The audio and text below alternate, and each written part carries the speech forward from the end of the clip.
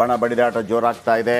Rebel team ವಿರುದ್ಧ ಶಿಸ್ತು ಕ್ರಮಕ್ಕೆ ಹೆಚ್ಚಾಗ್ತಾ ಇದೆ ಆಗ್ರಹ. ರಿಪಬ್ಲಿಕರಣಕ್ಕೆ ಮಾಜಿ ಸಚಿವ ಕಟ್ಟಾ ಸುಬ್ರಹ್ಮಣ್ಯ ನಾಯ್ಡು ಮಾತಾಡಿದ್ದಾರೆ. ಪಿ ರೇಣುಕಾಚಾರ್ಯ ಹಾಗೂ ಕಟ್ಟಾ ಸುಬ್ರಹ್ಮಣ್ಯ ನಾಯ್ಡು ಶಿಸ್ತು ಕ್ರಮಕ್ಕೆ ಆಗ್ರಹಿಸಿದ್ದಾರೆ. ರಾಜ್ಯಾಧ್ಯಕ್ಷರ ಅನುಮತಿ ಪಡೆದು ಹೈಕಮಾಂಡ್ ಭೇಟಿ ಆಗಬೇಕು ಅಂತ ಕೂಡ ಹೇಳಿದ್ದಾರೆ. ಯಾಕಂತಂದರೆ ಎರಡೆರಡು ಮೂರು ಟೀಮ್ಗಳಾಗ್ತಾ ಇದೆ. ಒಂದು ಕಡೆ ಮೂರು ಉಪಚುನಾವಣೆಯನ್ನು ಸೋತ ನಂತರ ಬಸವನಗೌಡ ಪಾಟೀಲ್ ಯತ್ನಾಳ್ ಬಣ ಈ ಸೋಲಿಗಾಗಿ ಕಾಯ್ತಾ ಇತ್ತು ಅಂತ ಅನಿಸುತ್ತೆ. ತಕ್ಷಣವೇ ಒಂದು ಪತ್ರವನ್ನು ಹೈಕಮಾಂಡ್ಗೆ ಬರೆದಿದೆ. ಈ ನಡುವೆ ರೇಣುಕಾಚಾರ್ಯ ಅದಕ್ಕೆ ಟಾಂಗ್ ಕೊಟ್ಟರು. ಒಂದು ಕಡೆ ಅವರು ವಕ್ಫ್ ವಿರುದ್ಧ ದೊಡ್ಡ ಹೋರಾಟವನ್ನು ಮಾಡ್ತಾ ಇದ್ದಾರೆ, ಮತ್ತೊಂದು ಕಡೆ ಇನ್ನೊಂದು ಟೀಮ್ ಸುಮ್ಮನೆ ಕೂತಿದೆ. ಬನ್ನಿ ಇದರ ಬಗ್ಗೆ ಕಟ್ಟಾ ಸುಬ್ರಹ್ಮಣ್ಯ ನಾಯ್ಡು ಮತ್ತು ರೇಣುಕಾಚಾರ್ಯ ಮಾತಾಡಿದ್ದಾರೆ, ಕೇಳಿಸ್ಕೊಳ್ಳೋಣ ಬನ್ನಿ. ರಾಜ್ಯ ಬಿಜೆಪಿಯಲ್ಲಿನ ಬಣ ಬಡಿದಾಟ ಕ್ಲೈಮ್ಯಾಕ್ಸ್ ಹಂತಕ್ಕೆ ತಲುಪಿದೆ. ಒಂದು ಕಡೆ ವಿಜೇಂದ್ರ ಅವರ ಪ್ರತಿಯೊಂದು ಆದೇಶಕ್ಕೂ ಕೂಡ ತದ್ವಿರುದ್ಧವಾಗಿ ನಡ್ಕೊಳ್ತಿದ್ದಂಥ ಯತ್ನಾಳ್ ಟೀಮ್ ವಿರುದ್ಧ ಈಗ ಬಿಜೆಪಿಯ ಮಾಜಿ ಶಾಸಕರಿಗೆಲ್ಲರೂ ಕೂಡ ತಿರುಗಿ ಬಿದ್ದಿರ್ತಕ್ಕಂಥದ್ದು. ಈ ಕುರಿತಂತೆ ಈಗ ನಮ್ಮ ಜೊತೆಗೆ ಮಾತನಾಡೋದಕ್ಕೆ ಒಂದು ಕಡೆ ಹಿರಿಯರಾದಂಥ ಕಟ್ಟಾ ಸುಬ್ರಹ್ಮಣ್ಯ ನಾಯ್ಡು ಅವರು, ಮತ್ತೊಂದು ಕಡೆ MP ರೇಣುಕಾಚಾರ್ಯ ಅವರು ಇಬ್ಬರು ಕೂಡ ನಮ್ಮ ಜೊತೆಗೆ ಇದ್ದಾರೆ. ಅವ್ರನ್ನ ಮಾತಾಡಿಸ್ತಾ ಹೋಗ್ತೇನೆ. ಮೊದಲನೇದಾಗಿ ಮಾಜಿ ಸಚಿವರಾದಂಥ ಕಟ್ಟಾ ಸುಬ್ರಹ್ಮಣ್ಯ ನಾಯ್ಡು ಅವ್ರನ್ನ ಮಾತಾಡಿಸ್ತೇನೆ. ಸರ್ ನಮಸ್ತೆ. ರಾಜ್ಯ ಬಿಜೆಪಿಯಲ್ಲಿನ ಒಡಕು ದೊಡ್ಡ ಮಟ್ಟದಲ್ಲಿ ಹೋಗ್ತಾ ಇದೆ. ಯಾಕೆ ಹೈಕಮಾಂಡ್ ನಾಯಕರು ಬ್ರೇಕ್ ಆಗ್ತಾ ಇಲ್ಲ? ಮತ್ತು ನಿಮ್ಮ ಈಗ ಒಂದು ಆಗ್ರಹ ಏನಿದೆ ಅಂತ ಹೈಕಮಾಂಡ್ ನಾಯಕರಿಗೆ ನೇರವಾಗಿ ಹೇಳೋದಾದರೆ? ಅಲ್ಲಿ ನಡೀತಾ ಇರೋದು ಒಂದು ಸಣ್ಣ ಗುಂಪು, ಏನೋ ಕೋಲಾಹಲ. ನಮ್ಮಲ್ಲೇ ಮುಖ್ಯಮಂತ್ರಿ ಆಗ್ತದೆ, ಅವರಲ್ಲೇ ಮುಖ್ಯಮಂತ್ರಿ ಆಗೋಕ್ಕೆ ಅವ್ರು ಯಾರು ಹೇಳೋದಕ್ಕೆ? ಏನು ಅಧಿಕಾರ ಇದೆ? ನಿಮಗೆ ಕಾನೂನು ಗೊತ್ತಿದೆಯಲ್ಲ ಯಾವ ರೀತಿ ನಡೀತದೆ ಅಂತೇಳಿ, ಮಾಧ್ಯಮದವ್ರಿಗೆ ಗೊತ್ತಿದೆಯಲ್ಲ. ಅವ್ರು ಹೇಳಿದ ಮಾತಿಗೆ ಯಾಕೆ ಮಾನ್ಯತೆ ಕೊಡ್ತೀರಿ? ಈಗ ನಾನು ಖಂಡಿತವಾಗಿ ಹೇಳ್ತೀನಿ, ಅವ್ರಿಗೆ ಯಾಕೆ ಮಾನ್ಯತೆ ಕೊಡಬೇಕು? ಅವರಿಗೆ ಬುದ್ಧಿ ಭ್ರಮಣೆ ಆಗಿದೆ, ಅದಕ್ಕೋಸ್ಕರ ಹಿಂಗೆಲ್ಲ ಮಾತಾಡ್ತಾರೆ. ನಾನು ಹೋಗಿ ನಾಳೆ ಬೆಳಗ್ಗೆ ಚೀಫ್ ಮಿನಿಸ್ಟರ್ ಆದ್ರೆ ಅಂದರೆ ನೀವು ನಂಬ್ತೀರಾ? ನೀವು ಒಪ್ತೀರಾ? ನನ್ನ ಯೋಗ್ಯತೆ ಏನು? ನಾನು ಹೆಂಗೆ ಆಗೋಕ್ಕೆ ಸಾಧ್ಯನಾ? ಮತ್ತು ನನಗೆ ಹೈಕಮಾಂಡ್ ಇದೆಯಾ, ಇಲ್ಲ ರಾಜ್ಯಾಧ್ಯಕ್ಷರು ಇದೆಯಾ, ಎಲ್ಲ MLAಗಳಿದ್ದಾರೆ? ಹೆಂಗೆ ನಾನು ಹೇಳೋಕ್ಕಾಗುತ್ತೆ? ನಾನೊಬ್ಬ ನಮ್ಮಲ್ಲೇ ಮುಖ್ಯಮಂತ್ರಿ ಆಗ್ತಾರೆ ಅಂತ ಹೇಳೋಕ್ಕೆ ಹೆಂಗೆ ಸಾಧ್ಯ ಆಗುತ್ತೆ? ನನಗೆ ಅಧಿಕಾರ ಇಲ್ಲ, ಯೋಗ್ಯತೆಯೂ ಇಲ್ಲ. ಯಾರೇ ಹೇಳಿದ್ರು ಕೂಡ ಅವರು ಅಯೋಗ್ಯರು ಅಂತ ಲೆಕ್ಕ. ದಾವಣಗೆರೆಯಲ್ಲಿ ದೊಡ್ಡ ಸಮಾವೇಶ ಮಾಡ್ಕೋ, ರವೀಂದ್ರನಾಥ್ ನಿನ್ನೆ ಹುಟ್ಟುಹಬ್ಬ ಆಯಿತು. ಆ ಸಂದರ್ಭದಲ್ಲಿ ನಾವು ಚರ್ಚೆ ಮಾಡಿದ್ದೀವಿ. ರವೀಂದ್ರನಾಥ್ ಸಾಹೇಬ ಹಿರಿಯರು ಅವರು, ನಾನು ಪ್ರವಾಸ ಮಾಡ್ತೀನಿ, ನಾನು ಬರ್ತೀನಿ ಅಂತ ಹೇಳಿದರೆ, ಮತ್ತು ಇವತ್ತೇನು ಇವಾಗ ಈ ಒಂದು ಸಮಾವೇಶ ಇದು ಯಾವುದೇ ಸ್ವಪ್ರತಿಷ್ಠೆ ಅಥವಾ ಬಲಾಬಲ ಪ್ರಶ್ನೆ ಅಲ್ಲ. ಯಾರ 3-4 ಜನರಿಗೋಸ್ಕರ ನೆಗ್ಲಿಜಿಬಲ್ ಅವರಿಗೋಸ್ಕರ ನಾವು ಯಾಕೆ ಸಮಾವೇಶ ಮಾಡಬೇಕು? ಪಕ್ಷದ ಬಲವರ್ಧನೆಗೆ ದಾವಣಗೆರೆ ಮಧ್ಯ ಕರ್ನಾಟಕ ಏನೇ ಸಮಾವೇಶಗಳದ್ದು ಯಶಸ್ವಿಯಾಗುತ್ತೆ, ಹೋರಾಟಗಳು ಯಶಸ್ವಿಯಾಗುತ್ತೆ. ಕನ್ನಡ ಪರ ಸಂಘಟನೆ ಹೋರಾಟಗಳು ಯಶಸ್ವಿ, ರೈತ ಸಂಘಟನೆ ಹೋರಾಟ ಯಶಸ್ವಿ. ಹಾಗಾಗಿ ನಾವು ದಾವಣಗೆರೆಯಲ್ಲಿ ನಾವೆಲ್ಲ ಏನು ಮಾಜಿಗಳು ಮುಖಂಡರು ಸೇರಿದ್ವಿ, ಚರ್ಚೆ ಮಾಡಿ ಅಂತಿಮವಾಗಿ ಮೈಸೂರಿನಲ್ಲಿ ದಿನಾಂಕವನ್ನು ನಿಗದಿ ಮಾಡಿ ಘೋಷಣೆ ಮಾಡ್ತೀವಿ. ಪಕ್ಷದ ಬಲವರ್ಧನೆಗೆ ಅಧ್ಯಕ್ಷತೆ ಎಲ್ಲವೂ ಕೇಳೋಕ್ಕಲ್ಲ, ಅಧ್ಯಕ್ಷರು ಕೌಂಟ್ರ್ ಮಾಡೋಕ್ಕಾಗತ್ತೆ. ಅವರಿಗೆ ಅನಿವಾರ್ಯವಾಗಿ ನಮಗೆ ನೋವಾಗುತ್ತೆ. ನಾವು ದಾರಿಲಿ ಬೀದಿಲಿ ಇವರೆಲ್ಲ ಮಾತಾಡಿ ನಾವು ಉತ್ತರ ಕೊಡಬೇಕು, ನಮಗೆ ನೋವಾಗುತ್ತೆ. ಅನಿವಾರ್ಯವಾಗಿ ಉತ್ತರವನ್ನು ಕೊಡ್ತೀವಿ ಅಂತ ಹೇಳಿ ಇದ್ದೇನೆ. ಧನ್ಯವಾದಗಳು. ಅಂತಿಮವಾಗಿ ಹೈಕಮಾಂಡ್ಗೆ ನಿಮ್ಮ ಸಂದೇಶ ಏನು? ನೋಡಿ, ಒಂದು ಈಗಲೂ ವಿನಂತಿ ಮಾಡ್ತೀವಿ, ಪಕ್ಷ ಜೊತೆ ಹೊಂದಾಣಿಕೆ ಮಾಡಬೇಕ್ರಿ. ನಿಮ್ಮ ಸ್ವಪ್ರತಿಷ್ಠೆ ಸ್ವಯಂ ಘೋಷಿತ ನಾಯಕರು ಬಿಂಸಂತ ಹೊರಟಿದ್ದಿಲ್ಲ 3-4 ಜನ, ಕೈ ಬಿಟ್ಟು ಪಕ್ಷದ ಜೊತೆ ಜೋಡಣೆ ಮಾಡ್ಕೊಳ್ರಿ. ಇದೇ ರೀತಿ ಮುಂದುವರೆದ್ರೆ ಅಂತಿಮವಾಗಿ ಪಕ್ಷ ಎಲ್ಲವನ್ನೂ ಗಮನಿಸ್ತದೆ. ನಾನು ತಪ್ಪು ನನ್ನ ಮೇಲೆ ಶಿಸ್ತು ಕ್ರಮ ಜರುಗಿಸುತ್ತೆ. ಪಕ್ಷ ಮುಲಾಜಿಲ್ಲ, ನಿರ್ದಾಕ್ಷಿಣ್ಯ ಕ್ರಮ ಜರುಗಿಸ್ಬೇಕಂತೇಳಿ ನಮ್ಮ ನಾಯಕರಿಗೆ ನಾವೆಲ್ಲ ಒತ್ತಾಯ ಮಾಡ್ತೀವಿ, ಭೇಟಿ ಮಾಡ್ತೀವಿ. ಧನ್ಯವಾದಗಳು. Thank you sir.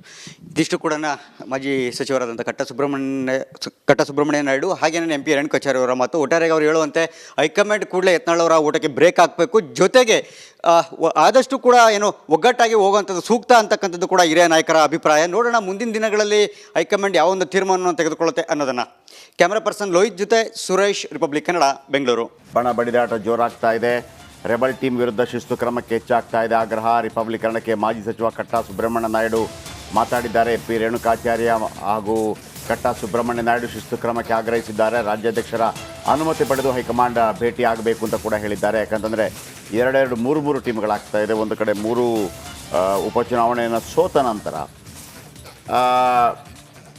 Basavanagouda Patil Yatnal ಬಣ ಈ ಸೋಲಿಗಾಗಿ ಕಾಯ್ತಾ ಇತ್ತು ಅಂತ ಅನಿಸುತ್ತೆ. ತಕ್ಷಣವೇ ಒಂದು ಪತ್ರವನ್ನು ಹೈಕಮಾಂಡ್ಗೆ ಬರೆದಿದೆ.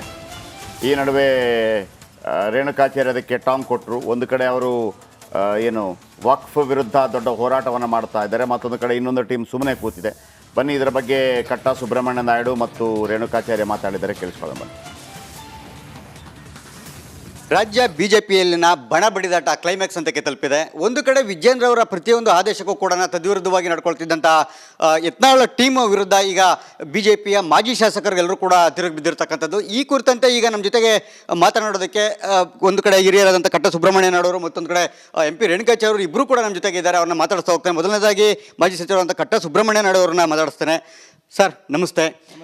ರಾಜ್ಯ ಬಿಜೆಪಿಯಲ್ಲಿನ ಒಡಕು ದೊಡ್ಡ ಮಟ್ಟದಲ್ಲಿ ಹೋಗ್ತಾ ಇದೆ. ಯಾಕೆ ಹೈಕಮಾಂಡ್ ನಾಯಕರು ಬ್ರೇಕ್ ಆಗ್ತಾ ಇಲ್ಲ? ಮತ್ತು ನಿಮ್ಮ ಈಗ ಒಂದು ಆಗ್ರಹ ಏನಿದೆ ಅಂತ ಹೈಕಮಾಂಡ್ ನಾಯಕರಿಗೆ ನೇರವಾಗಿ ಹೇಳೋದಾದ್ರೆ? ಅಲ್ಲಿ ನಡೀತಾ ಇರೋದು ಒಂದು ಸಣ್ಣ ಗುಂಪು ಏನೋ ಕೋಲಾಹಲ. ನಮ್ಮಲ್ಲೇ ಮುಖ್ಯಮಂತ್ರಿ ಆಗ್ತದೆ, ಅವರಲ್ಲೇ ಮುಖ್ಯಮಂತ್ರಿ ಆಗಕ್ಕೆ ಅವ್ರು ಯಾರು ಹೇಳೋದಕ್ಕೆ? ಏನು ಅಧಿಕಾರ ಇದೆ? ನಿಮಗೆ ಕಾನೂನು ಗೊತ್ತಿದೆಯಲ್ಲ ಯಾವ ರೀತಿ ನಡೀತದೆ ಅಂತೇಳಿ, ಮಾಧ್ಯಮದವ್ರಿಗೆ ಗೊತ್ತಿದೆಯಲ್ಲ. ಅವ್ರು ಹೇಳಿದ ಮಾತಿಗೆ ಯಾಕೆ ಮಾನ್ಯತೆ ಕೊಡ್ತೀರಿ? ಈಗ ನಾನು ಖಂಡಿತವಾಗಿ ಹೇಳ್ತೀನಿ, ಅವ್ರಿಗೆ ಯಾಕೆ ಮಾನ್ಯತೆ ಕೊಡಬೇಕು? ಅವರಿಗೆ ಬುದ್ಧಿ ಭ್ರಮಣೆ ಆಗಿದೆ, ಅದಕ್ಕೋಸ್ಕರ ಹಿಂಗೆಲ್ಲ ಮಾತಾಡ್ತಾರೆ. ನಾನು ಹೋಗಿ ನಾಳೆ ಬೆಳಗ್ಗೆ ಚೀಫ್ ಮಿನಿಸ್ಟರ್ ಆದ್ರೆ ಅಂದರೆ ನೀವು ನಂಬ್ತೀರಾ? ನೀವು ಒಪ್ತೀರಾ? ನನ್ನ ಯೋಗ್ಯತೆ ಏನು? ನಾನು ಹೆಂಗೆ ಆಗೋಕ್ಕೆ ಸಾಧ್ಯನಾ? ಮತ್ತು ನನಗೆ ಹೈಕಮಾಂಡ್ ಇದೆಯಾ, ಇಲ್ಲ ರಾಜ್ಯಾಧ್ಯಕ್ಷರಿದೆಯಾ, ಎಲ್ಲ MLAಗಳಿದ್ದಾರಾ? ಹೆಂಗೆ ನಾನು ಹೇಳೋಕ್ಕಾಗುತ್ತೆ? ನಾನೊಬ್ಬ ಇವ್ರು ನಮ್ಮಲ್ಲೇ ಮುಖ್ಯಮಂತ್ರಿ ಆಗ್ತಾರೆ ಅಂತ ಹೇಳೋಕ್ಕೆ ಹೆಂಗೆ ಸಾಧ್ಯ ಆಗುತ್ತೆ? ನನಗೆ ಏನೂ ಅಧಿಕಾರ ಇಲ್ಲ, ಯೋಗ್ಯತೆಯೂ ಇಲ್ಲ. ಯಾರೇ ಹೇಳಿದ್ರು ಕೂಡ ಅವರು ಅಯೋಗ್ಯರು ಅಂತ ಲೆಕ್ಕ. ದಾವಣಗೆರೆಯಲ್ಲಿ ದೊಡ್ಡ ಸಮಾವೇಶ ಮಾಡ್ಕೋ ರವೀಂದ್ರನಾಥ್ ನಿನ್ನೆ ಹುಟ್ಟುಹಬ್ಬ ಆಯಿತು. ಆ ಸಂದರ್ಭದಲ್ಲಿ ನಾವು ಚರ್ಚೆ ಮಾಡಿದ್ದೀವಿ.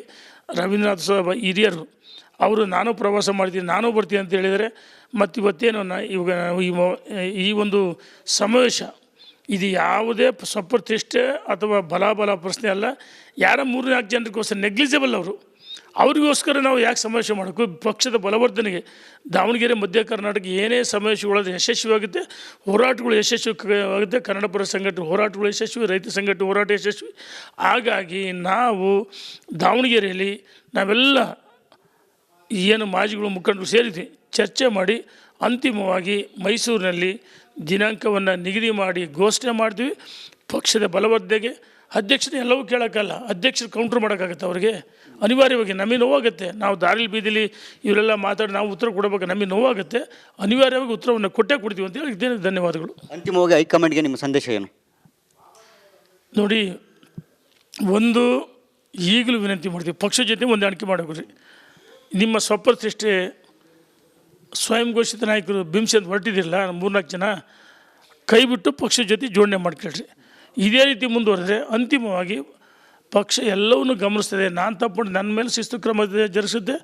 ಪಕ್ಷ ಮುಲಾಜಿಲ್ಲ, ನಿರ್ದಾಕ್ಷಿಣ್ಯ ಕ್ರಮ ಜರುಗಿಸ್ಬೇಕಂತೇಳಿ ನಮ್ಮ ನಾಯಕರಿಗೆ ನಾವೆಲ್ಲ ಒತ್ತಾಯ ಮಾಡ್ತೀವಿ, ಭೇಟಿ ಮಾಡ್ತೀವಿ. ಧನ್ಯವಾದಗಳು.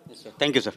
ಇದಿಷ್ಟು ಕೂಡ ಮಾಜಿ ಸಚಿವರಾದಂಥ ಕಟ್ಟ ಸುಬ್ರಹ್ಮಣ್ಯ ನಾಯ್ಡು ಹಾಗೆಯೇ MP ರೇಣುಕಾಚಾರ್ಯ ಅವರ ಮಾತು. ಒಟ್ಟಾರೆಯಾಗಿ ಅವರು ಹೇಳುವಂತೆ ಹೈಕಮಾಂಡ್ ಕೂಡಲೇ ಯತ್ನಾಳ್ ಅವರ ಊಟಕ್ಕೆ ಬ್ರೇಕ್ ಹಾಕಬೇಕು, ಜೊತೆಗೆ ಆದಷ್ಟು ಕೂಡ ಏನು ಒಗ್ಗಟ್ಟಾಗಿ ಹೋಗುವಂಥದ್ದು ಸೂಕ್ತ ಅಂತಕ್ಕಂಥದ್ದು ಕೂಡ ಹಿರಿಯ ನಾಯಕರ ಅಭಿಪ್ರಾಯ. ನೋಡೋಣ ಮುಂದಿನ ದಿನಗಳಲ್ಲಿ ಹೈಕಮಾಂಡ್ ಯಾವ ಒಂದು ತೀರ್ಮಾನವನ್ನು ತೆಗೆದುಕೊಳ್ಳುತ್ತೆ ಅನ್ನೋದನ್ನು.